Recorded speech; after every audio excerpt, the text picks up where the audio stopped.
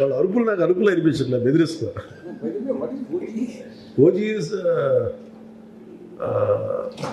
the acronym అంటే original gangster, but in this film it is Ojas Gambhir.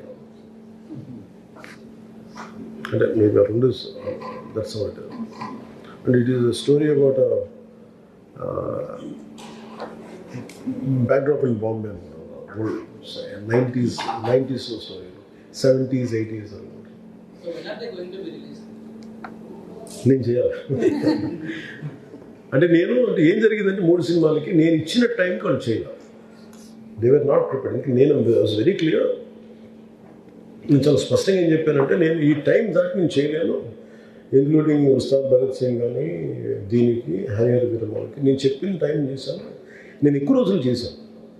Ustaad Bhagat Singh time వాళ్ళు తీసుకున్నారు, వాళ్ళు script ఇంకా రెడీ చేసుకున్నారు నేను చెప్పిన టైంకి. అదొకటి మేజర్ అయిపోయింది. తిరిగి ముందు అనుకున్న కథను మళ్ళీ చేసుకున్నప్పటికీ ఆ టైం లైన్ మిస్ అయిపోయింది. ఓజీకి ఇంకా నేను ఉండటం వల్ల ఇంకా అంత సినిమా ఫాస్ట్గా అయింది. ఇంకా నేను పుష్ చేశాను. అది లేకపోతే వాళ్ళకి నేనేం చేశానంటే నేను వాళ్ళని మేజర్ పార్ట్ నేను లేకుండా చేయమన్నాను.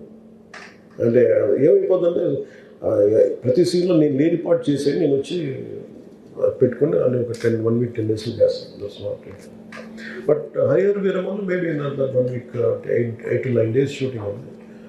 They are doing some visual boarding, visualisation చేస్తాం, ప్రీ విజువలైజేషన్. అది అయిపోతే I think that will first film to release. Thank you sir.